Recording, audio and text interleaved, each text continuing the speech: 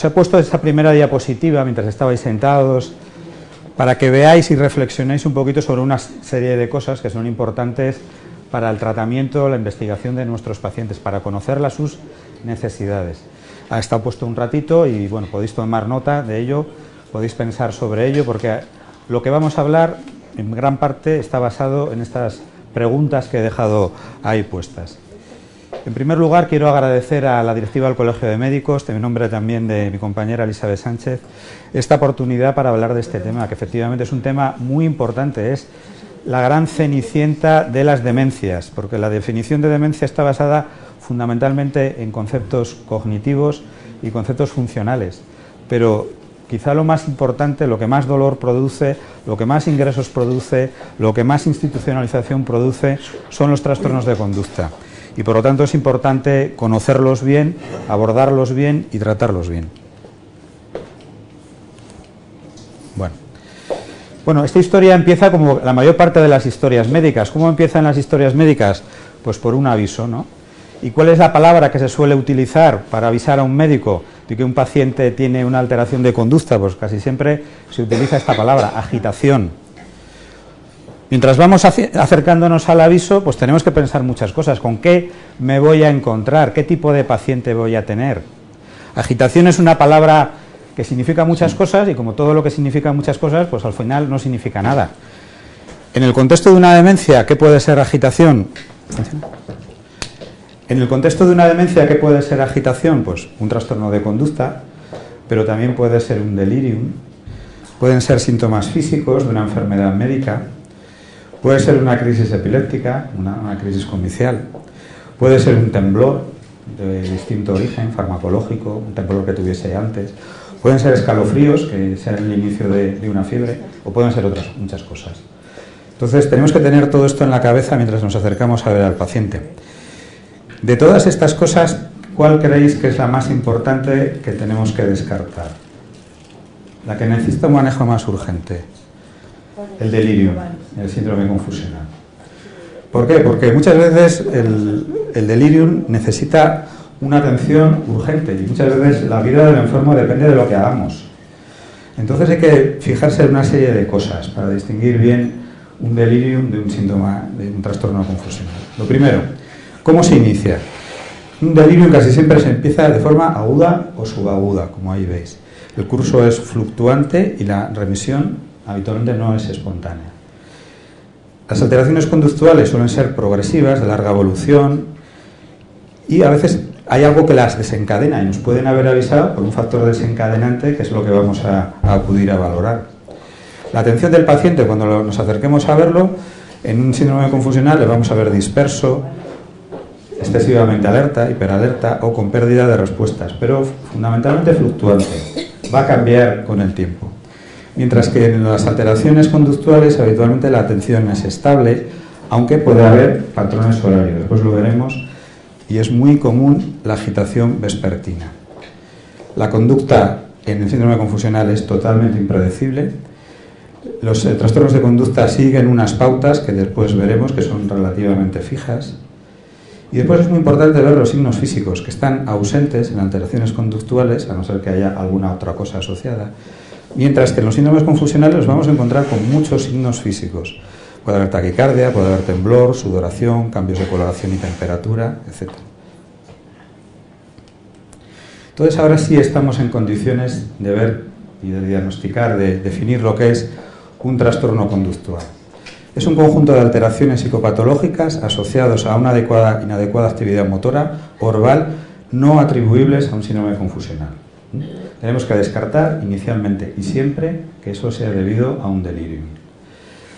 La Asociación Internacional de Psicogeriatría, en una reunión del año 1996, definió este concepto como una alteración de la percepción, del contenido del pensamiento, del estado de ánimo y del comportamiento en las personas que sufren demencia. Como veis, es amplísimo. Ahora vamos a ver lo amplio que es.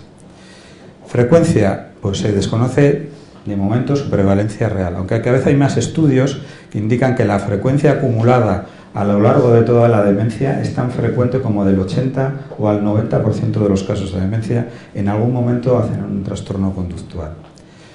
Como sabéis, porque lo habéis vivido, todos hemos visto este tipo de problemas en los pacientes, generan un intenso malestar en el paciente y en la familia. Y no solamente en el paciente y en la familia, en las instituciones, en los médicos, en las enfermeras, en las auxiliares, en las relaciones entre los distintos profesionales, etc. Y son una de las causas más importantes de institucionalización precoz, como ya he dicho. ¿Cómo las podemos clasificar? Pues se puede clasificar de muchas maneras. Yo he puesto aquí una forma de hacerlo que nos puede servir para, de forma esquemática, tenerlo en la cabeza. Por un lado están las alteraciones del humor, la depresión, la ansiedad, síndrome ansioso depresivo, la apatía, la debilidad emocional.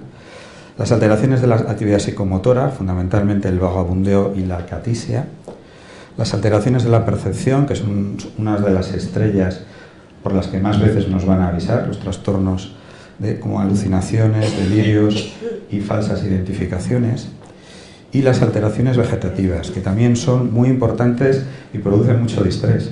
Pensar lo que puede ser las alteraciones del sueño en una casa, una persona que está todo el día cuidando a un enfermo y por la noche no le deja dormir. Las alteraciones de la conducta alimentaria, la ansiedad que produce un paciente que no come, va perdiendo peso, más peso, y las alteraciones de la conducta sexual. Bueno, ¿qué podemos hacer o cómo vamos a medir, vamos a intentar ver la importancia que tiene cada una de estas alteraciones que nos vamos a encontrar? Ahí a la izquierda veis 12 alteraciones, este es el NPI, el Inventario Neuropsiquiátrico, y esta es la versión de 12 ítems.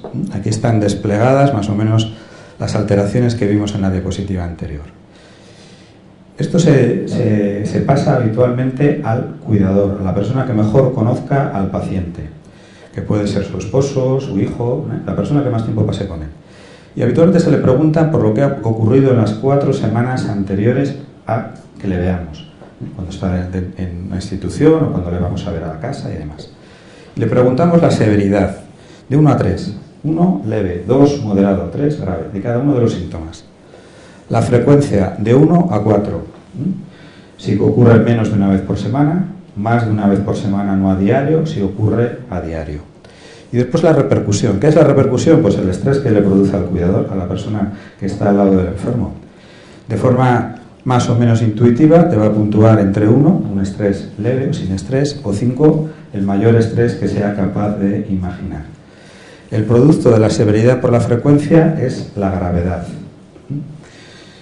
Por ejemplo, las ideas delirantes, si tienen una severidad de 1 y una frecuencia de 1, la gravedad sería 1. Una gravedad de 1 ya se empieza a ver como síntoma. Para que sea significativo y lo tengamos que tener muy en cuenta y tengamos que tratarlo, se considera que la gravedad tiene que ser 4 o mayor de 4.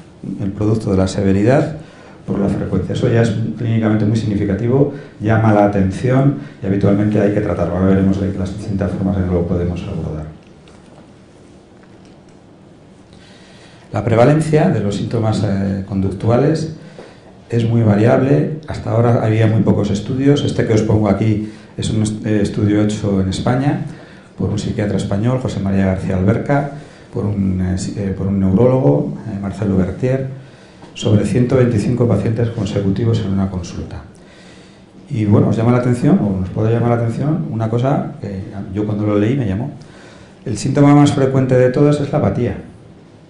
¿Pensamos alguna vez en la apatía?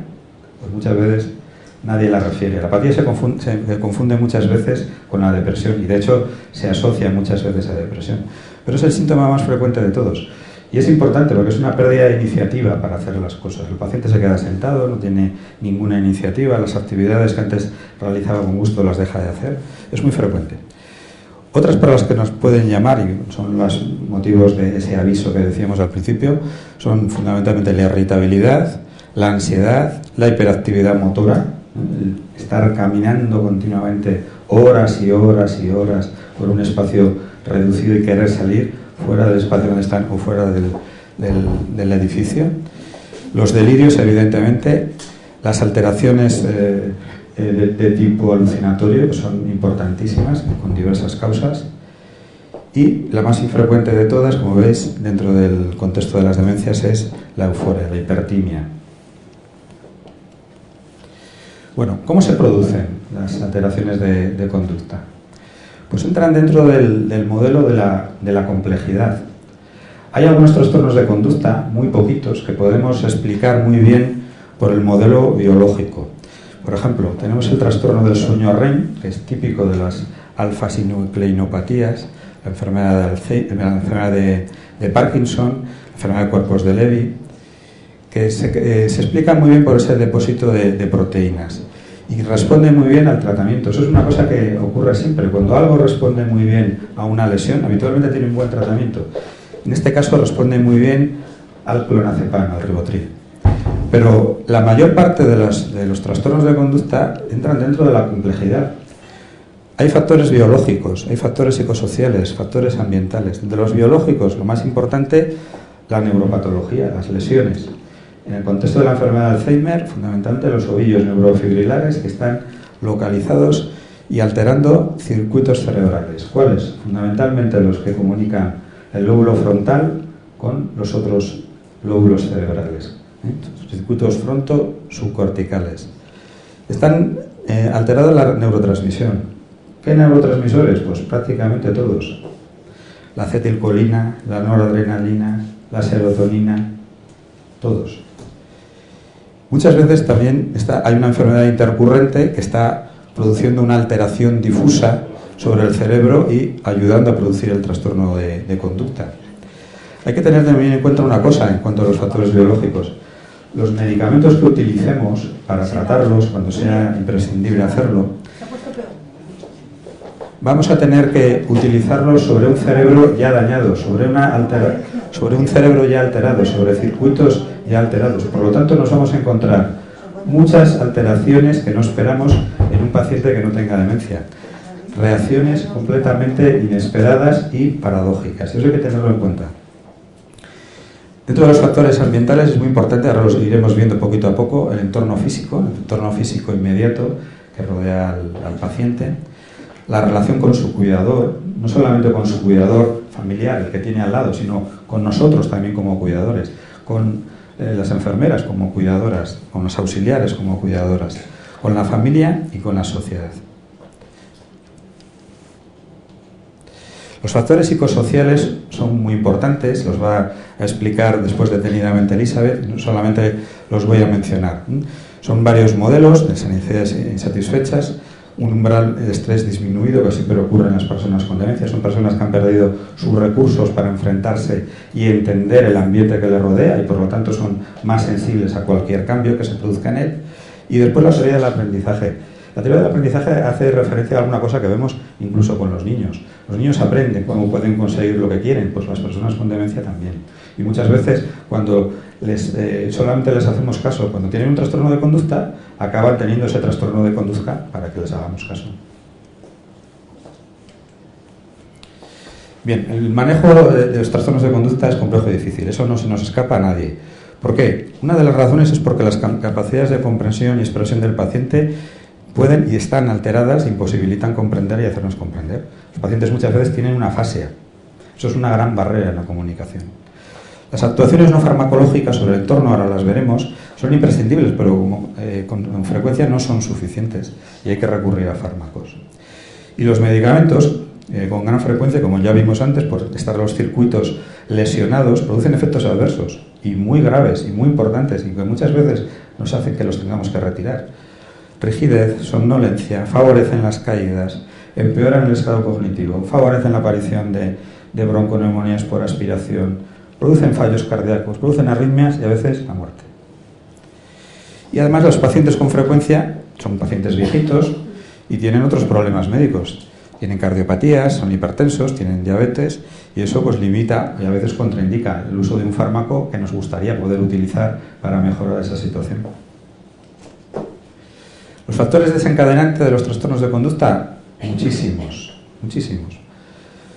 Ahí he puesto unos cuantos resaltados porque son aspectos médicos, unos debidos a los fármacos. Los propios fármacos pueden producir alteraciones de conducta de muchas maneras distintas. Las infecciones, el dolor, la fiebre, cualquier enfermedad intercurrente. Los déficits sensoriales, cuidado con ellos, después hablaremos de cómo prevenir. Una persona con un déficit sensorial tiene un alto riesgo de tener trastornos de conducta, fundamentalmente todo lo que tenga que ver con las ideas delirantes, alucinaciones, etc. La personalidad premórbida del paciente es fundamental. Muchas veces las personas con más trastornos de conducta durante la demencia son personas que tenían historial psiquiátrico previo. Las personas de historial psiquiátrico a veces hacen resistencia a los cuidados, pero los que hacen más trastornos de conducta son los que ya los hacían antes. Entonces es fundamental hacer una historia muy exhaustiva a los pacientes para saber toda su vida, todas sus alteraciones, sus gustos, sus aficiones, pero todas sus alteraciones psiquiátricas previas. Los trastornos de conducta siguen muchas veces un ritmo circadiano, sobre todo el fenómeno del atardecer. Esto es muy frecuente, sobre todo en las personas que tienen un daño vascular cerebral, como una demencia vascular o una enfermedad de Alzheimer o cualquiera asociada a un daño vascular cerebral, porque la mayor parte de las demencias son mixtas. Los factores ambientales, los cambios de domicilio, esos ancianos que están continuamente de un domicilio a otro de sus hijos, pues están continuamente teniendo que adaptarse a algo, y cuando se están adaptados les llevan a la vivienda de otro hijo, nunca acaban de adaptarse, están puestos en auténtica tensión emocional. Cualquier modificación en el entorno, a veces incluso con la mejor intención, puede producir un trastorno de conducta. Y después nos tenemos que mirar a nosotros mismos. Hay muchos factores dependientes del cuidador habitual y de nosotros como ejercemos cuando cuidadores. Los enfados, la mala comunicación, el chillarles, el gritarles no hace que nos comprendan mejor, evidentemente. La falta de atención, las exigencias excesivas cuando no pueden hacer algo, pedirles que lo hagan, o todo lo contrario, el sobreprotegerles demasiado, todas estas alteraciones pueden producir trastornos de conducta. ¿Cómo se maneja? ¿Qué podemos hacer?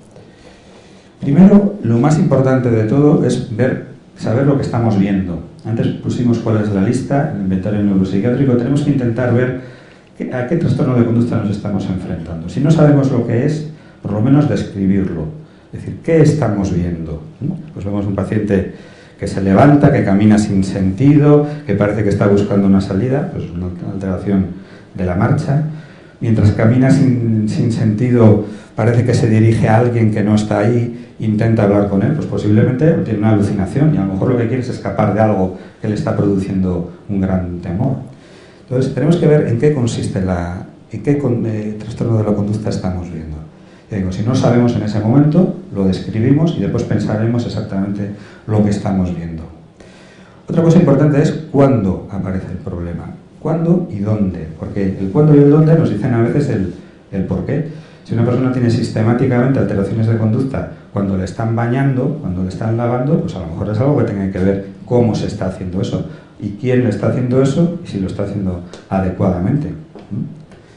Por eso es muy importante anotar cuándo y dónde. Esto es una historia de trastornos de conducta, un inventario que tenemos que hacer. Después Elizabeth os hablará más de este asunto. ¿Ocurre algo antes de que aparezca el problema? ¿Es desencadenado por algo? ¿Hay algo que estemos haciendo o dejando de hacer sistemáticamente y se produce el trastorno?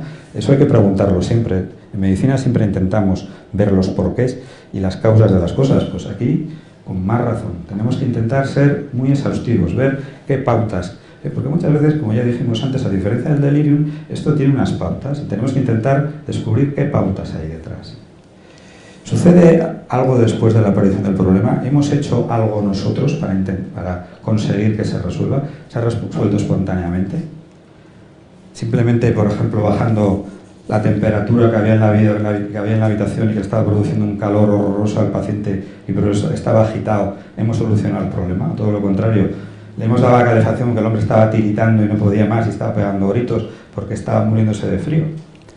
Tenemos que ver cuál es lo que probablemente ha resuelto el problema. Bien, después de identificar el síntoma, tenemos que intentar ver cuál es la causa. Antes veíamos cuáles eran todos los desencadenantes.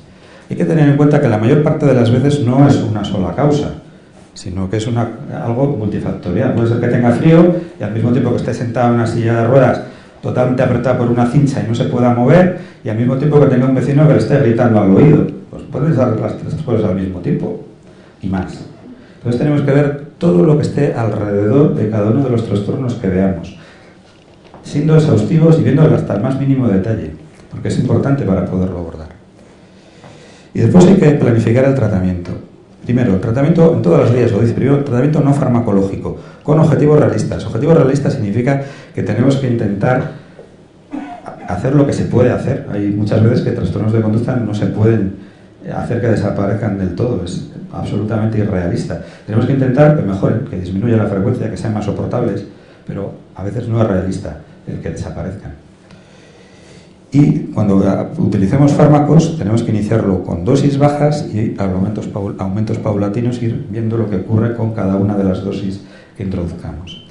Y después hay que planificar el seguimiento. No se puede dejar un trastorno de conducta o un enfermo con un tratamiento semanas, meses, años, como a veces vemos en nuestra práctica diaria. Hay que revisarlo, porque ahora lo veremos, muchos trastornos de conducta desaparecen y se pueden retirar del tratamiento y no pasa absolutamente nada. El paciente se va a beneficiar de esa retirada. Bien, entonces, en paciente sintomático, ¿qué es lo que hacemos? Pues medidas preventivas. Ahora veremos los que son. Si hay síntomas leves moderados, con ese NPI que le hemos hecho, el inventario neuropsiquiátrico, intervenciones generales, que también veremos, y los síntomas graves se van a tratar, si no es más remedio, y una vez agotadas las medidas no farmacológicas, con fármacos. Medidas preventivas, pues las actuaciones centradas en la persona. Es una persona y tenemos que pensar en él como una persona.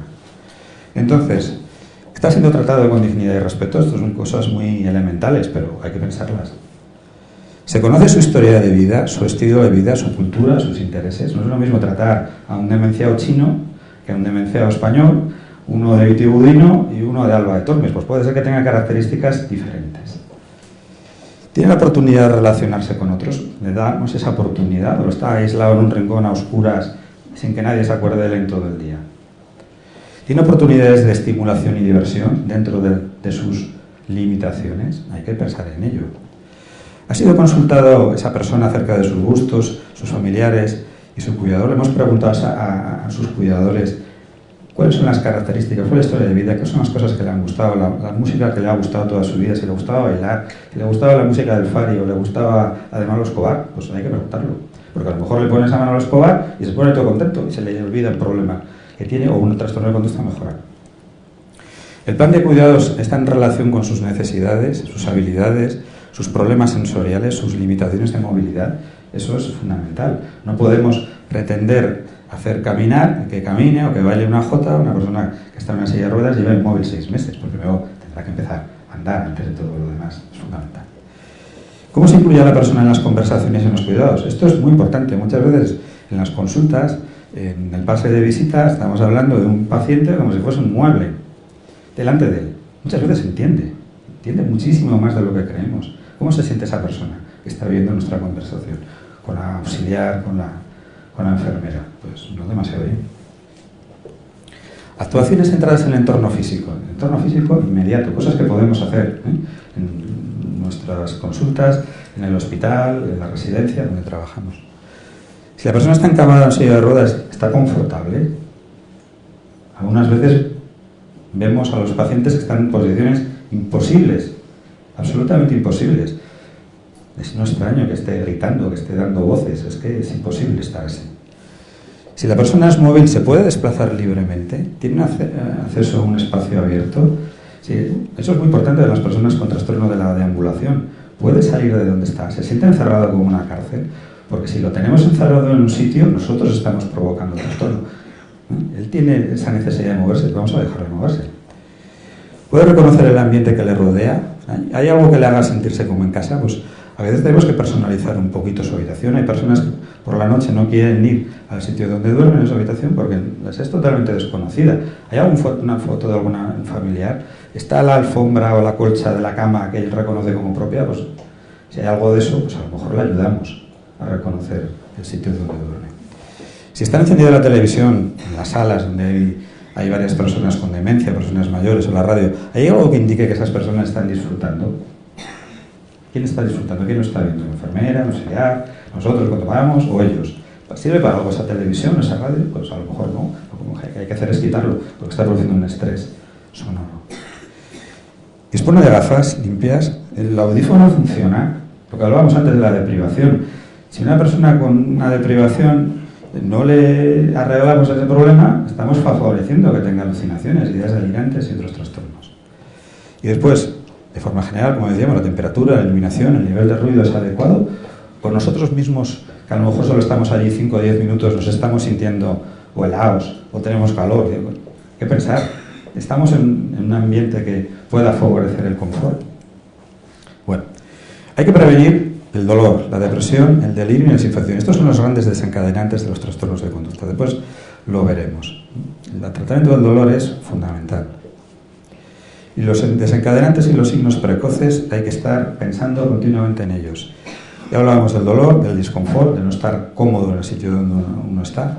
Hay que tener en cuenta la nutrición de los pacientes. Muchas veces los pacientes, algunos están bien nutridos, tienen trastornos de conducta, el nivel de hidratación, el estrés de todo tipo, ya digo, el estrés lumínico, estrés auditivo, el estrés de las voces que estamos dando.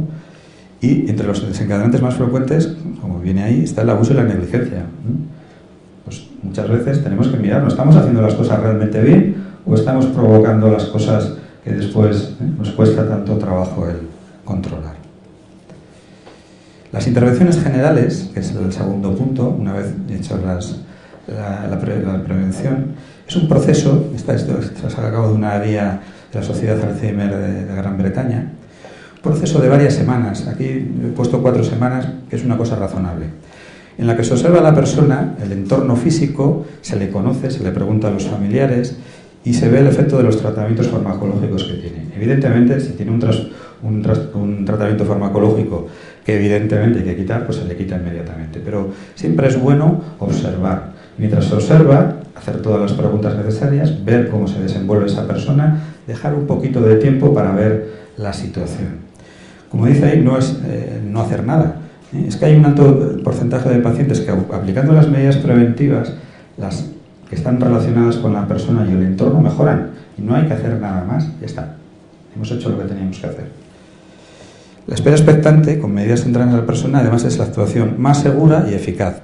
Si hay un distrés grave, hay que pasar al siguiente paso, pero muchas veces haciendo lo que hemos dicho anteriormente de medidas preventivas correctamente, ya hemos hecho lo que teníamos que hacer. Tratamiento farmacológico, pues ahí tenemos el arsenal, ¿no? Pues ahí, como ya sabéis, están los anticolinesterásicos, ahora veremos un poquito grupo por grupo, donepecilo, ribastigmina, galantamina.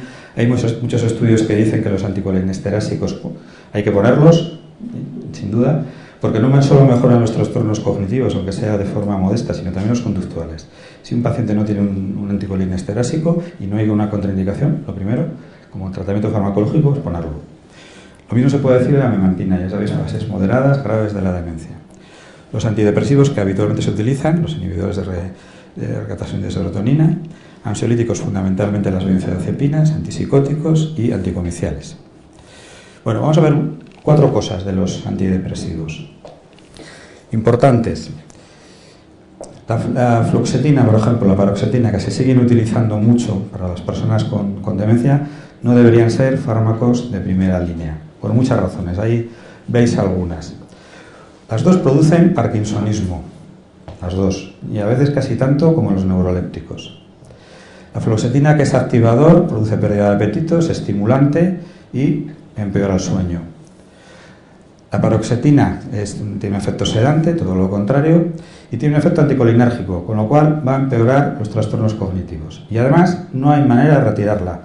Un paciente con paroxetina, sobre todo si es un viejo y lleva varios años, no hay forma de quitar la paroxetina. Puedes llevar meses y al final fracasamos. O sea que mucho cuidado. Si el tratamiento ya está iniciado, bueno, pues ¿qué le vamos a hacer? Pero ahora mismo no estaría indicado empezar tratamientos con paroxetina para la demencia. ¿Cuál podemos utilizar? Pues es seguro y bien conocido la sertralina, es un tratamiento eficaz, poco anorexígeno, con pocas interacciones, con buena eficacia y seguro, y que funciona. El escitalopram y el citalopram, lo mismo, muy parecidos una al otra, también con pocas interacciones. Con el citalopram hay que tener cuidado con las arritmias cardíacas y el escitalopram, pues parecido, pero con menos acción sobre el corazón.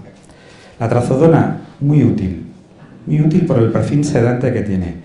Habitualmente se utiliza en dosis nocturna, conviene empezar precisamente por la noche, a veces como con la dosis nocturna es suficiente, nos va a mejorar las depresiones asociadas a trastorno del sueño, tiene ese perfil sedante que es útil en esas circunstancias, y en el insomnio sin depresión también puede ser útil, se puede utilizar la trazodona y a veces se puede utilizar durante unos cuantos días, pues como utilizamos habitualmente las benzodiazepinas, podemos 4 o 5 días a dosis a veces muy baja, de 25 miligramos, 25, un cuarto de comprimido, y funciona perfectamente.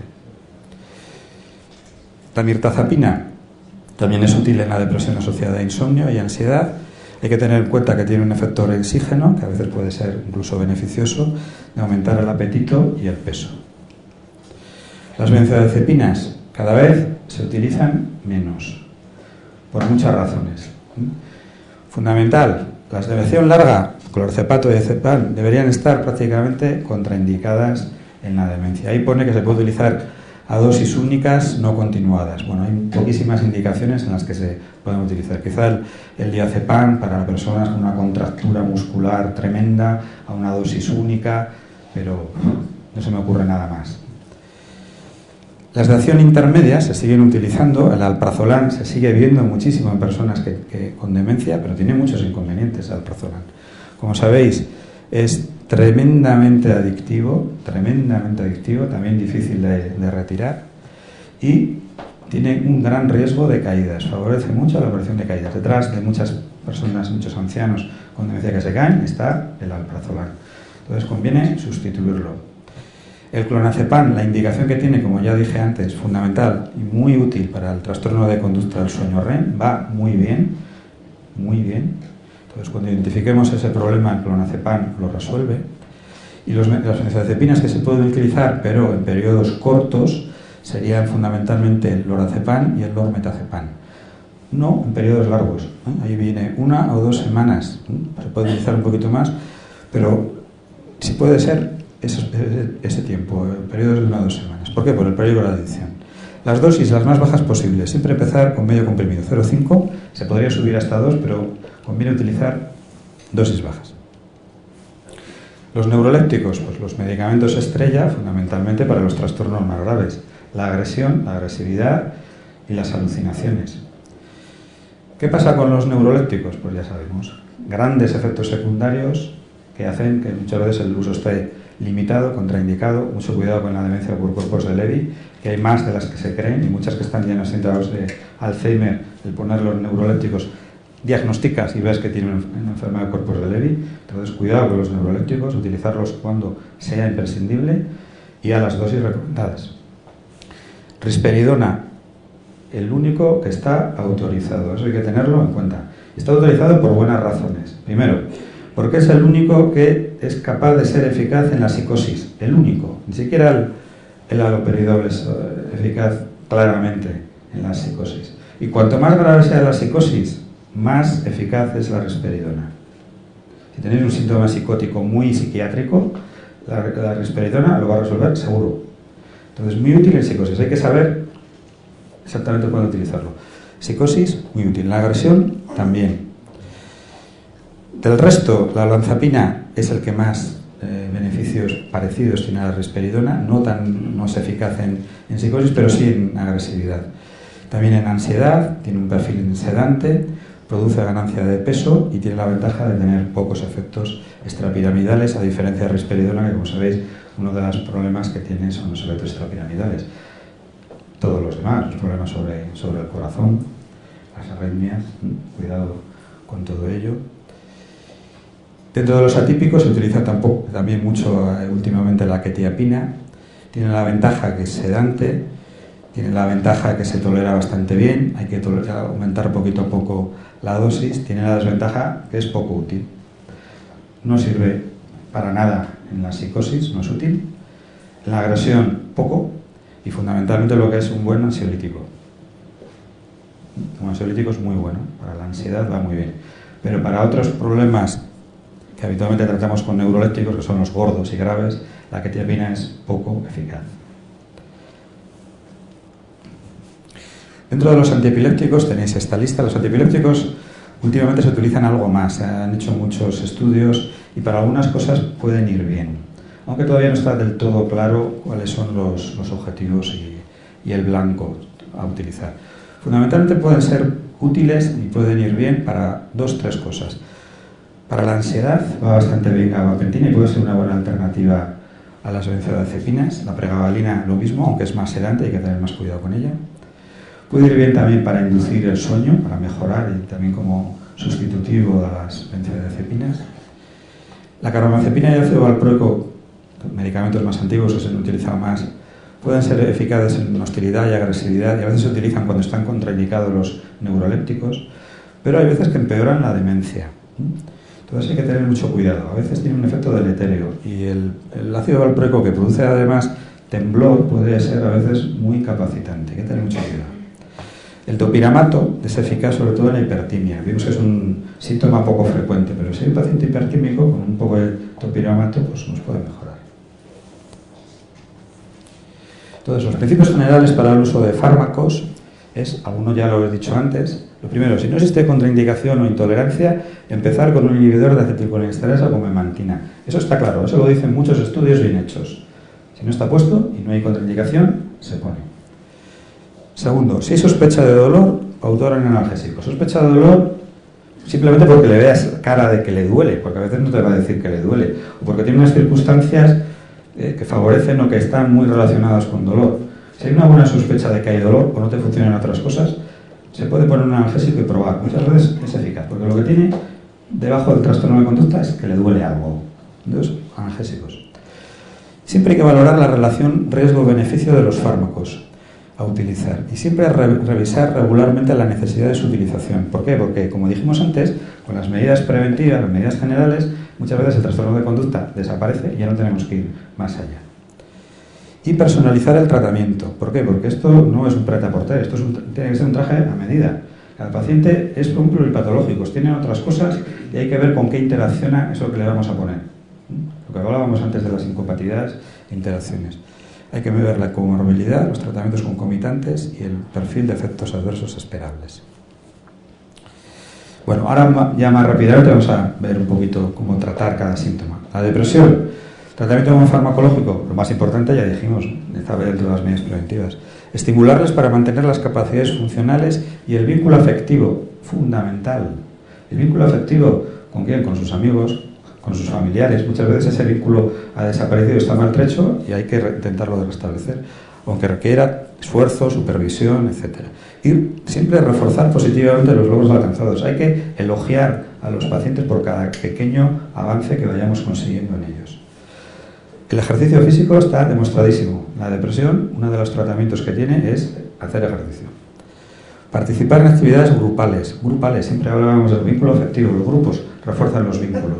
Entonces, todo lo que sea que las personas pertenezcan a un grupo, se hagan partícipes de un grupo, interaccionen en un grupo, mejora el estado de ánimo. Y evitar periodos prolongados sin actividad o silencio. Puede haber momentos en que un paciente, una persona, se quiera alejar, a todos nos pasa, para estar tranquilos, para meditar o lo que sea. Pero si los periodos de tiempo son muy prolongados, hay que intentarlo evitar, porque eso, primero, es un signo de depresión y segundo, va a hacer que empeore la depresión.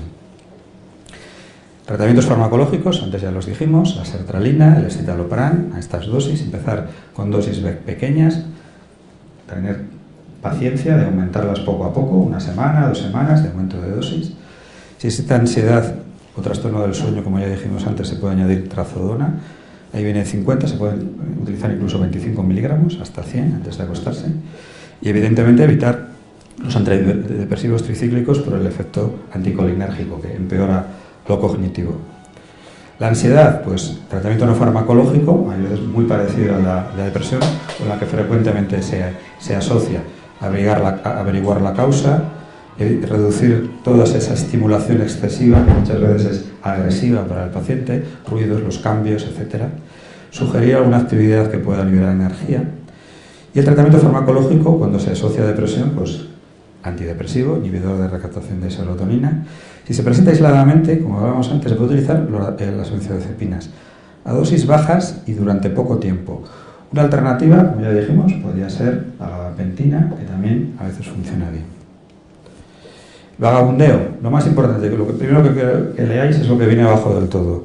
No existe ningún fármaco útil. A una persona con demencia que tiene vagabundeo es inútil darle ningún fármaco para ese síntoma. Si tiene otros síntomas, se tratarán otros síntomas. Pero el síntoma vagabundeo no tiene ningún tratamiento farmacológico. Eso es importante saberlo, porque le podemos tupir a todo lo que se nos ocurra y no vamos a solucionar nada. Lo vamos a intoxicar, no vamos a solucionar absolutamente nada. Lo que es importante es todo lo demás. No inmovilizarle, dejarle salir, ponerle ropa adecuada, que camine libremente, y eso es lo único que podemos hacer por allí. Con eso muchas veces el paciente está bien. La agresividad, tratamiento no farmacológico, pues ya hemos visto todas esas medidas generales, ambiente relajado, la musicoterapia, solo la música puesta pues al buen tuntún, sino la terapia musical, después nos hablarán de ellos, muy eficaz. Muy importante evitar los movimientos y gestos bruscos, porque la persona que tiene agresividad, muchas veces tiene agresividad porque tiene miedo. Si nos acercamos, no solamente a una, sino varias personas, de una forma agresiva, o que él interpreta de forma agresiva, con aspavientos, gritando y demás, pues lo que vamos a conseguir es lo contrario de lo que pretendemos. Entonces, si se puede reducir con una sola persona, mejor. Utilizar un lenguaje suave, movimientos lentos. Y lo que es fundamental, ponerse a la altura de su mirada. Cuando éramos niños y el maestro nos miraba de arriba abajo, ¿cómo nos quedábamos? Acojonados, ¿no? Pues eso es lo que pasa. Una persona que tiene demencia, si te acercas a él y lo miras de arriba abajo porque está sentado en su silla de ruedas, está hecho en su cama, y más o menos le riñes a ver por qué está haciendo todo eso, va a empeorar su trastorno de la conducta. Es lo que hablábamos antes. Lo que hagamos nosotros repercute extraordinariamente en lo que estamos viendo. Entonces hay que ponerse a su altura. Nos sentamos en una silla baja, nos ponemos en cuclillas y hablamos con él a la misma altura.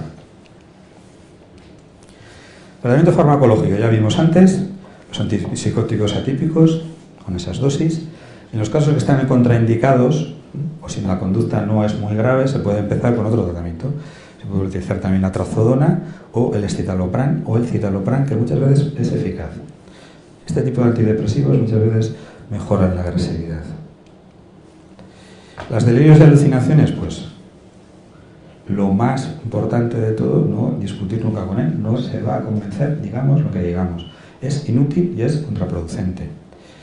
No perder la calma ni seguir los delirios del paciente. Muchas veces vemos, o nosotros lo vemos o lo podemos hacer, que hay alguien que le está siguiendo el delirio. Error. No se debe hacer jamás, nunca. Lo que podemos hacer es eso, esto que viene abajo, ofrecer ayuda para recuperar objetos que a lo mejor está buscando de forma delirante, pues a veces le entretiene.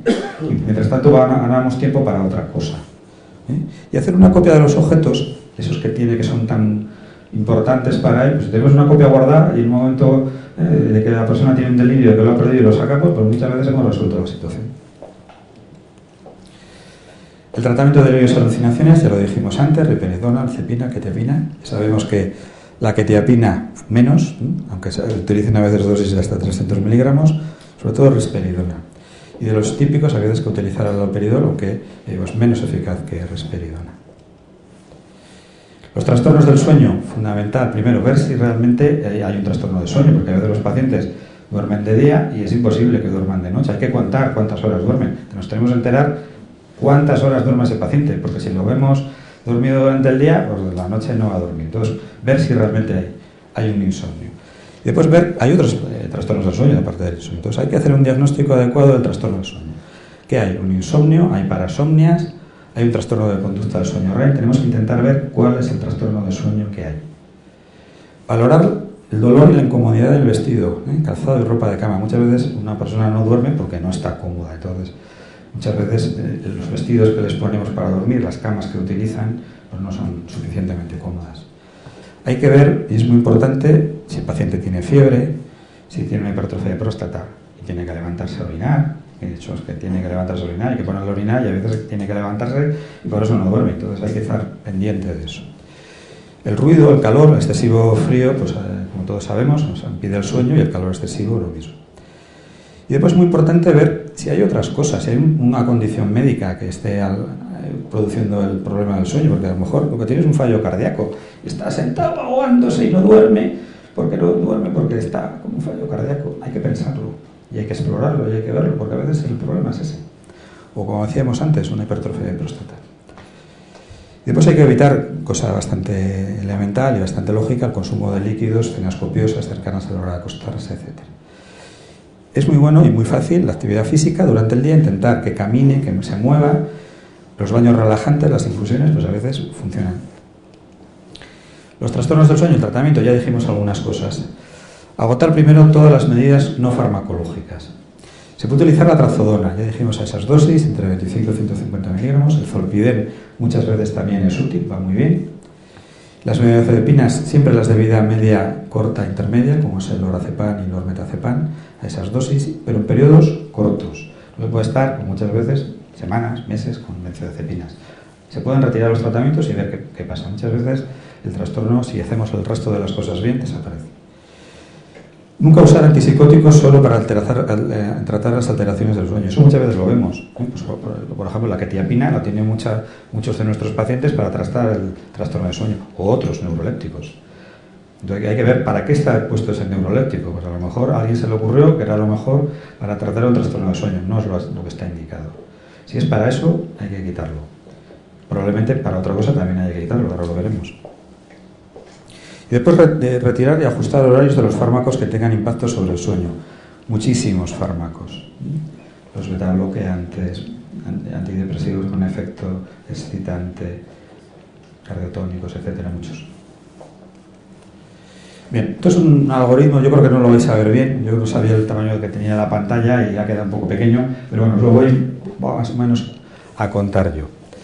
Entonces, un paciente con antipsicóticos, ¿qué es lo que tenemos que hacer en la práctica? Cuando nos llega, cuando lo tenemos en la residencia, en el hospital y demás. Si está a dosis bajas, está a la parte izquierda, lo vamos a intentar retirar el antipsicótico. Despacito, poco a poco, en unas 2 semanas, ¿vale? Si los síntomas están resueltos, ya no tenemos que hacer más, pasar a la parte de la prevención.